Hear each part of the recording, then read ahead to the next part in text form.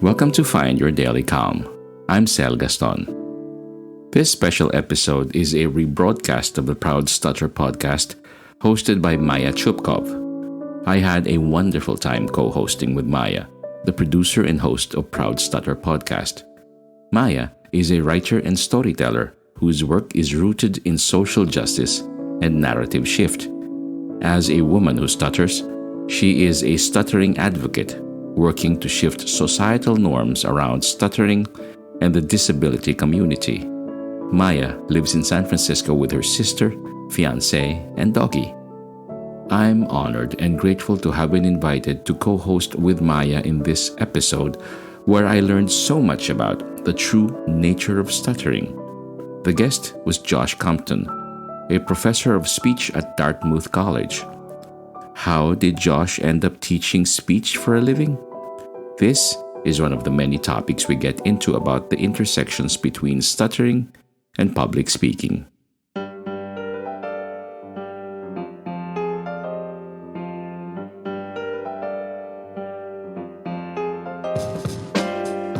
I'm Maya Chupkov, and I'm a woman who stutters.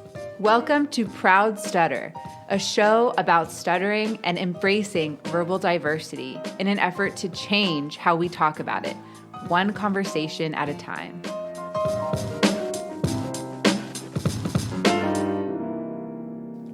Welcome back to another episode of Proud Stutter. Today, I am joined by Giselle Gaston, our guest co-host. Sel is a mindfulness coach and producer and host of Find Your Daily Calm, a podcast. We will be interviewing our guest for today's episode, Josh Compton, professor of speech at Dartmouth College. Welcome, both of you, to Proud Stutter. Happy to be here, Maya. Thank you. Thank you, Maya. Thank you, Sel. Before we get started, Sel, I'd love if you can take us through a quick mindfulness exercise before we dive into our interview. Gladly. Every morning when you wake up, the first thing that you need to do when you wake up, aside from opening your eyes, is to sit up on your bed and do some breathing. Because the breath is the first thing that we need to be aware of, need to be mindful about. So sit up, and when you are already awake, alert, and of course you're alive, you try to stand up and get some sun. Get that sunlight hitting your eyes. And once that is done, of course, I would assume you're outside. If it's possible for you to go barefoot, or if it's too cold, try to wear some shoes or a slipper. But the thing with the foot getting in touch with the earth is you're getting in touch with the energy of the earth and the sun.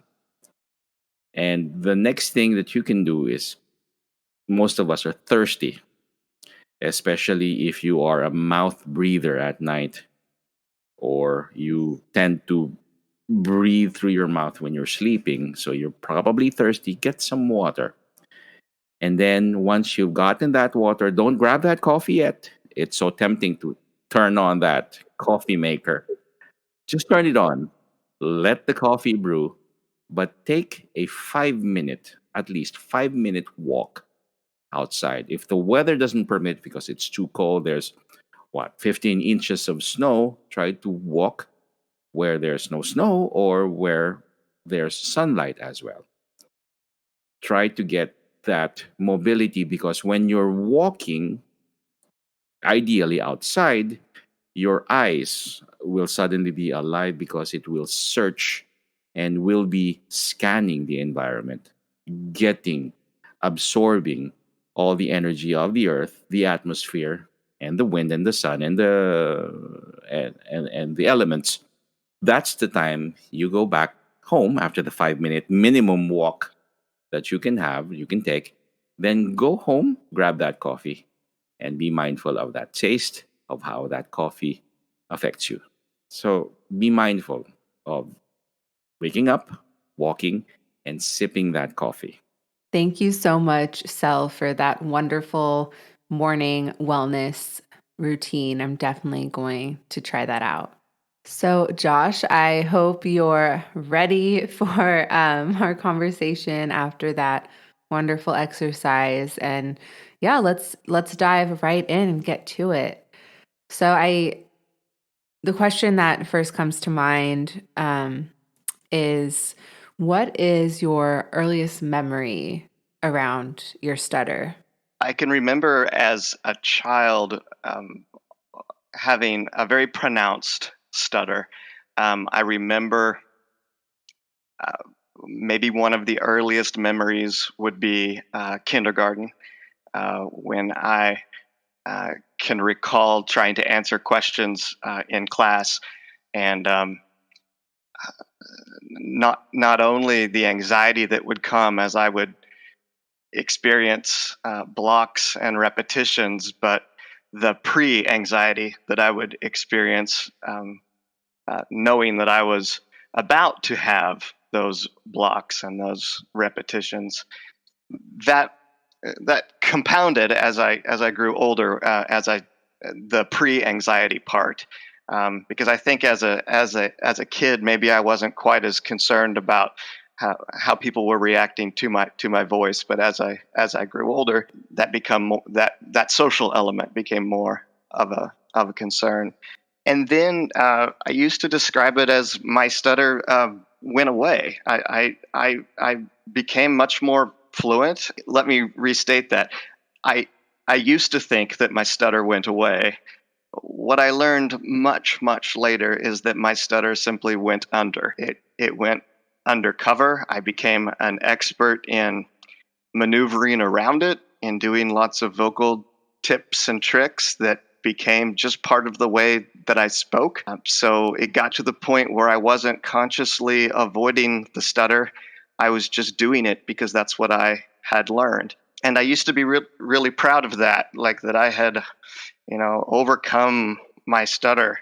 But that's not what happened. I learned, and we're jumping ahead now 4 decades, but I learned 4 decades later this concept of covert stuttering. Everything clicked. I mean, I was able to identify again that the stutter never went away. It just became really good at hiding. And in fact, I know to the day when I learned the term covert stutter, I looked it up on my email. I had read an article about it. It was a threshold moment for me in the way that I started to think about my own voice and my metric for success.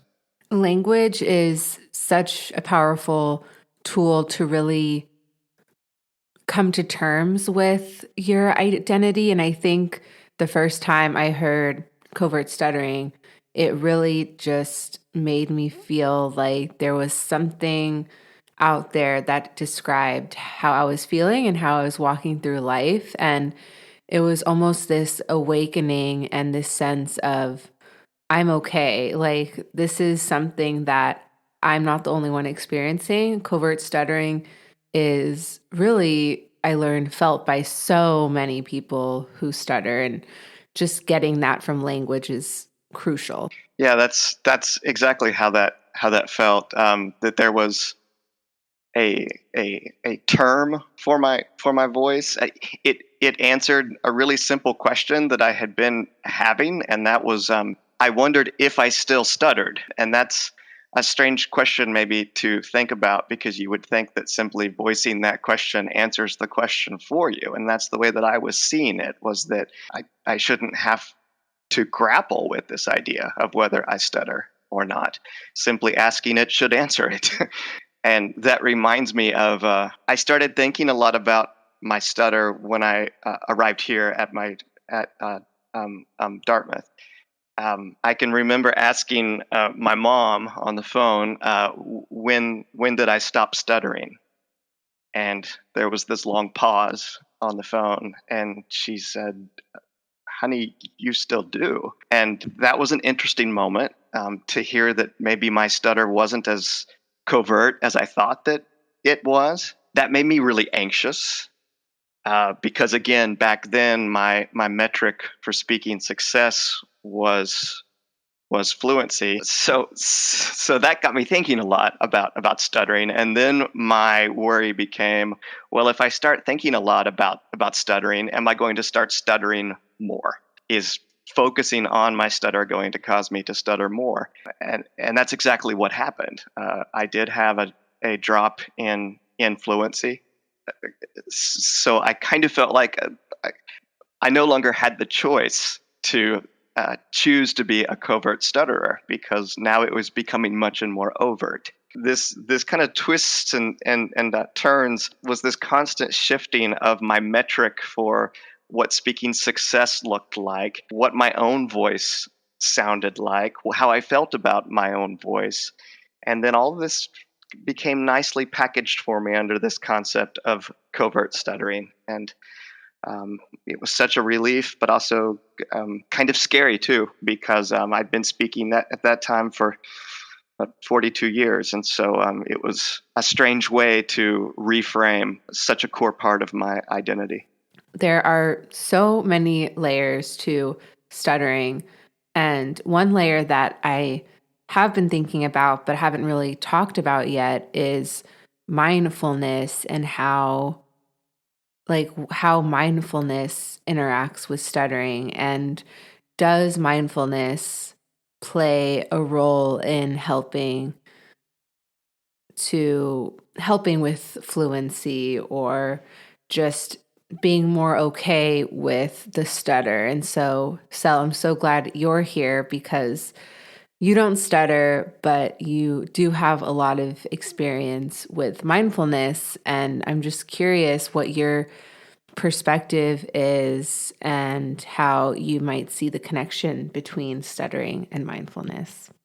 Well, the image that comes to my mind right now, and it's not in any way trying to describe what a stutterer is experiencing, but this is what came to my mind right now. It's like the sea, a body of water, say a sea that's quite chaotic on the surface. But if you go underneath, if you're a diver, if you skin dive, suddenly the water becomes calmer. And it's a perceived calmness, relative calmness, because it's really not that calm, because there's also undercurrents or riptides underneath the surface, but it's relatively calmer, and you could see through the water that you could not see from the surface. I'm not in any way trying to oversimplify the situation, because at some point, perhaps when I was younger, I was also afraid of public speaking. My mother would say, "Open your mouth, enunciate," things like that. So you're mumbling again.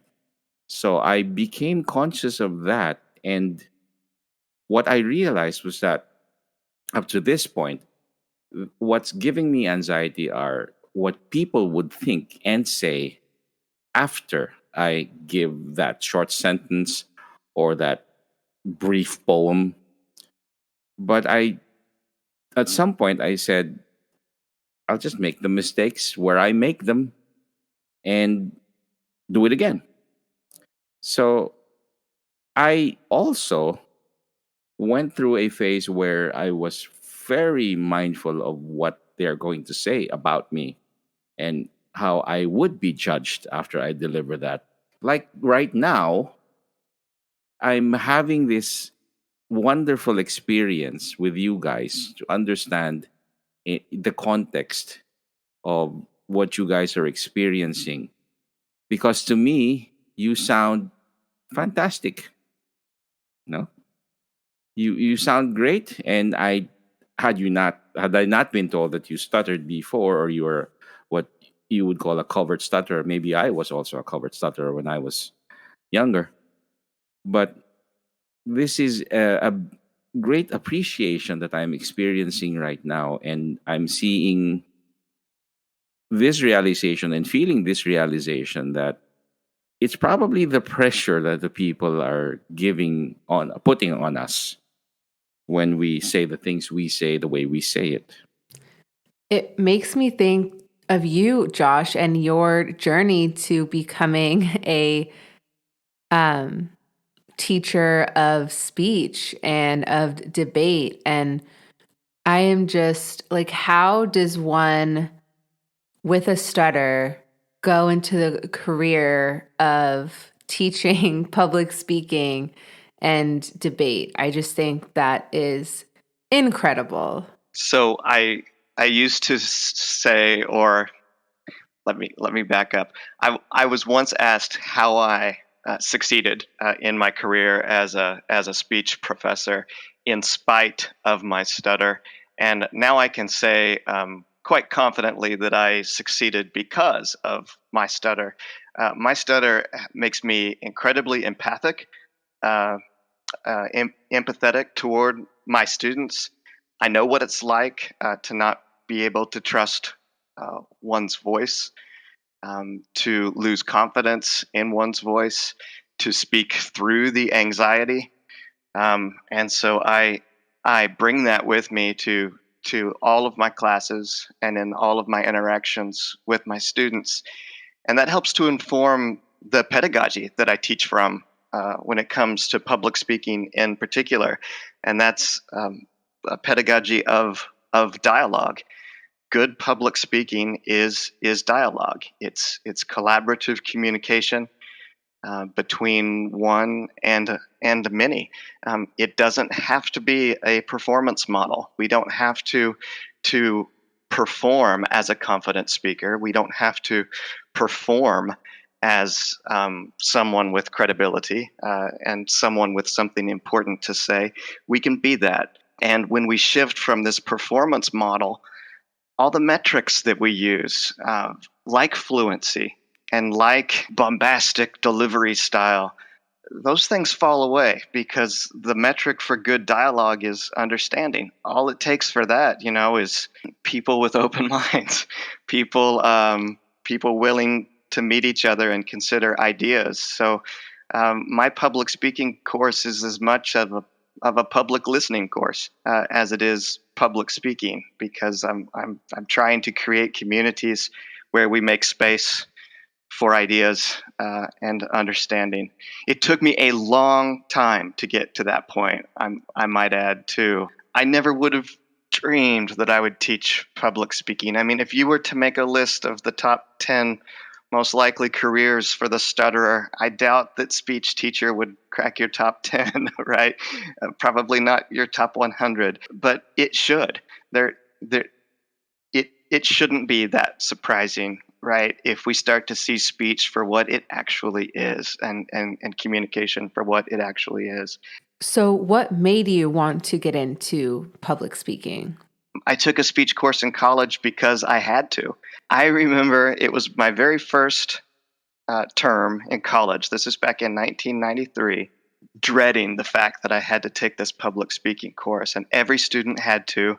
I remember studying that student handbook, and I thought I had found a loophole that was going to get me out of this class. And so I arrived early with the passages highlighted in the handbook that was going to get me out of this.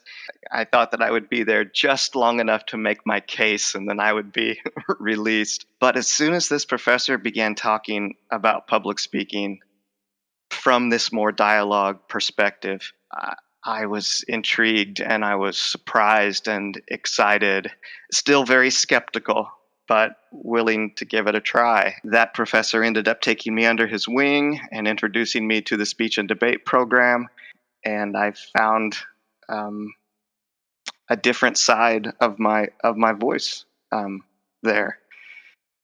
I would later find out, by the way, that this speech professor was one of the nation's most winningest speech and debate coaches. He had led his team to something like 18 consecutive national championships. And had I known that, I never would have even arrived to the classroom to try to make my case to get out of it. I think I would have just been out of there. I was very lucky. I was very lucky to be introduced to a different way to think about speech and set on a path where I could find a different way of thinking about what makes good public speaking, what makes a good speech. That didn't solve everything. I will say that I joined the speech and debate team, and I was fortunate. I was really good at it, and I won a bunch of awards, some state and national titles, but most of those awards were for speeches that I had written and memorized beforehand. And I had discovered long before that memorization is a way that I could avoid a lot of my stuttering. Um, Now, those speeches didn't sound memorized. They did well because they sounded spontaneous, because they were written for the ear, and I had learned to write the way that I speak. But they were still, I still knew what I was going to say in those speeches. I would say that's the second easiest way for me to engage in covert stuttering, and that's to memorize. And that's not practical. By the way, the first ultimate way to covert stutter is silence. That's the method that I used more often. Frankly, that's the method that I still use more often when I engage in covert stuttering, and that's not speaking up. But that's a work in progress. It's a lifelong work in progress where I'm learning more and more to practice what I teach, to use my voice in a much more confident way. So I'm learning along with my students. That's how I found success in teaching public speaking, was to meet my students where they are and go on this term-long journey with them, and we teach each other, and it's transformative.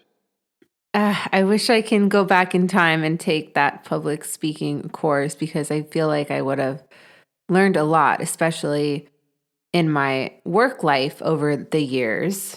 The frustration I feel when I'm speaking, my jobs over the years has required me to speak spontaneously. I'm not the type of stutter to memorize things, because like I just don't have the energy and I'm too impatient, and so I kind of just wing it. So many times, like probably 70 to 80% of the time, what I want to say from my head is not what comes out. And I judge myself so much because I know I'm so smart, and I know like I can be eloquent and I'm eloquent in my head, but then when it comes out, sometimes I feel like I sound like an idiot, or I sound like I don't know what I'm talking about.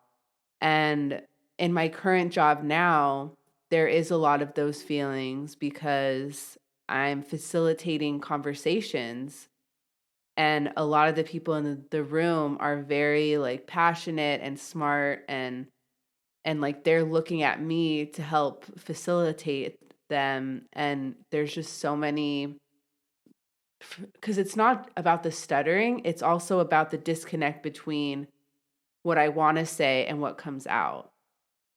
Absolutely. For me, I have two really pronounced moments of anxiety when it comes to my stutter, and that's before I speak, that anticipatory anxiety, and then in the moment of a block, in the moment of when the word's not coming, and I'm quickly trying to find a word that is going to work, that might not be the word that I actually mean, but is something that I can say. And that anticipatory anxiety is what I was thinking a lot about whenever Sel was talking earlier about mindfulness. I would have found his steps to be really useful this morning as I was working through, because my stutter that's emerging now as we're talking began hours ago. It began last night. It began weeks ago, Maya. Whenever you extended this invitation, I felt like my stutter now began then, as I was thinking about this conversation, and as I was playing over the different ways that it might go, and as I was talking aloud and imagining the type of questions you might ask. Well, gosh, I guess the stutter goes back, 47 years ago, right? There are these discrete moments where I feel a rush of anxiety and nervousness, again in the moment of the block, but there's also more of this long-term anxiety too, this anticipatory anxiety. And all of those things affect how I think about myself and how I think about my voice, and ultimately how my voice comes out. I relate so much to what to what you just said, Maya, and I value the advice that Sel has given about that. I loved what you said, Josh, about what really matters and what's the most essential thing about communication is understanding. And when you're communicating and being mindful of communication, which is, of course, both ways, the understanding of these two parties, these two persons, if it's just two people communicating, or one person to a group of people, that's the only thing that matters. The things that you talk about, the fantastic inoculation theory, which I was glued to for the past hour before I went to this is going to embarrass my schoolmates 40 years back when they say that those who stutter are probably not smart. Well, if my friends are thinking or listening to this, think again, because they are not. The two people who are with me here today are the perfect examples. Thank you. You may listen to the whole episode on Apple Podcasts or wherever you listen. Just key in Proud Stutter, and you may listen to all the other fantastic episodes of Maya's wonderful podcast. The Proud Stutter Podcast project is funded and supported by Maya Chupkov and patrons like you. Every dollar goes a long way to make this project possible and to help connect people from around the world. Community members are kept posted on the updates and resources made available because of their support. To know more, please visit proudstutter.com. I sure hope you enjoyed this episode, and if you did, please don't hesitate to tell Maya, let her know that you appreciate what she is doing. Send her a message, drop her a line at www.proudstutter.com. May you be calm, may you be at ease, and may peace be upon you.